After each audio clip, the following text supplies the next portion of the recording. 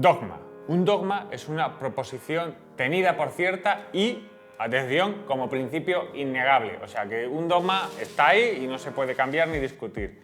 Y por lo tanto, la idea de dogma, en teoría, tiene que ser una idea muy lejana de lo que es la ciencia. Porque la ciencia se basa en que tú vas construyendo datos, vas obteniendo información, con eso haces modelos, teorías.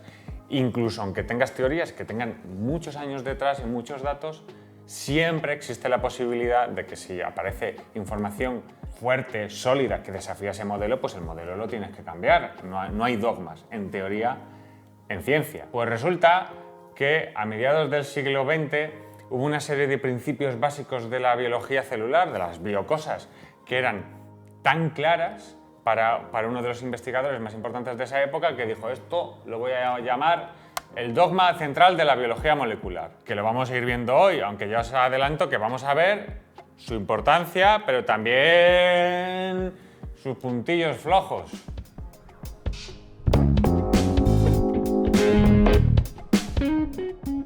La idea sobre la cual gira el dogma es la idea de cómo se transmite la información dentro de los sistemas biológicos, cómo fluyen los WhatsApps ahí de una molécula a otra. Lo que ocurrió es que en 1958 Francis Crick, que es uno de los científicos más importantes en biología del siglo XX, resumió todo esto en el dogma central de la biología molecular, y el dogma tiene tres procesos principales. Un primer proceso es el proceso de replicación, que es un proceso donde lo que ocurre es que la molécula de ADN, que tiene información genética, hace copias de sí misma. Entonces ahí la información únicamente pasa de una molécula de ADN a otra durante las copias. Este sería un proceso. Luego hay otro, la transcripción. La transcripción es el paso de la información que está en el ADN a otro tipo de moléculas, que es el ARN. ¿Vale? De ADN a ARN, es otro paso. Que es un paso, por cierto, muy importante. Como curiosidad os tengo que contar que en este paso, para que se realice, intervienen una serie de moléculas denominadas las ARN polimerasas y que son clave. Todos tenemos ARN polimerasas. Tú tienes ARN polimerasas, yo tengo ARN polimerasas, tu abuela, si le preguntas, te dirá: yo tengo ARN polimerasas, y resulta que si fallan, mal. De hecho, hay una seta que es bastante conocida en el mundo de las setas, que es la Amanita phalloides, porque es una seta muy venenosa. De hecho, su apodo es hongo de la muerte, o sea, no va de cara esta seta, ya va advirtiendo.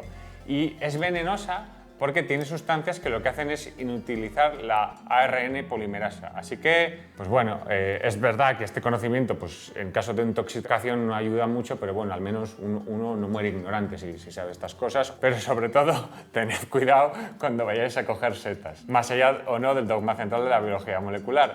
Y el tercer aspecto es la traducción, que es el paso de la información que está en el ARN a las moléculas de proteína.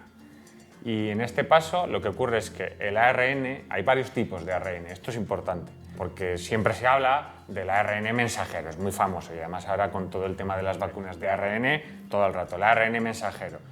Es verdad que en la traducción la información está en el ARN mensajero y esta es la que se pasa a proteína, pero en este proceso intervienen otros tipos de ARN que también son importantes, por ejemplo el ribosómico y el de transferencia. Así que esto es un poquito así para ganar nota, pero que lo sepáis, que alguien diga: ¡oh, el ARN mensajero! Y dices tú: ojo que hay más. Entonces, estos tres pasos de información, el paso de la información genética de una copia de ADN a otra, el paso de la información genética del ADN a ARN y el paso de ARN a proteína, en líneas generales es como se enseña el dogma central de la biología molecular y cómo lo vamos a aprender en muchos libros. Pero aquí en Biocosas, amigos, estamos para sacar nota. Estamos para sacar nota. Y para eso tenemos que saber que ocurrió una cosa que aparentemente desafió el dogma. En 1970 se descubrieron los retrovirus. Los retrovirus son unos organismos que tienen su información genética en ARN y son capaces de pasar la información genética de ARN a ADN. Entonces, cuando salió esto, los investigadores le dijeron a Francis Crick: Francis Crick, que esto contradice tu dogma, ¿eh? ¿Ahora qué, Francis Crick? ¿Sabéis qué hizo Francis Crick? Dijo: Pues si yo ya había dicho que esto podía ocurrir en el dogma, lo que pasa es que no lo habíais entendido.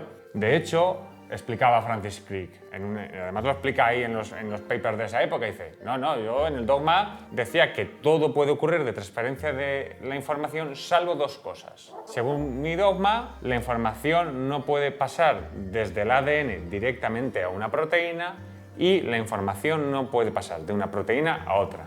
Y con esto pues se quedó tan ancho, digo, ya está, todo problema solventado. ¿Qué ocurre? Que es que la idea de dogma no es buena en ciencia, no funciona. Y por ejemplo, tiempo después se han descubierto los priones. Los priones son un tipo de proteínas que lo que hacen es cambiar la estructura de proteínas iguales a ellas.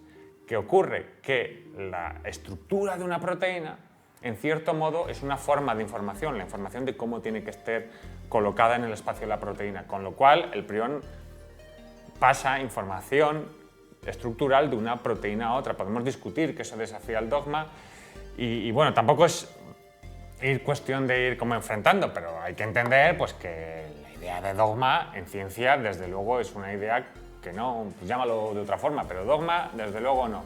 Pero no vamos a generar crispación, porque bueno, ya es suficiente crispación y de hecho hace poco leí un paper donde habían encontrado determinadas sustancias moleculares que es que están todo el día desafiando, todo el día la gresca. ¿Sabéis cuáles son?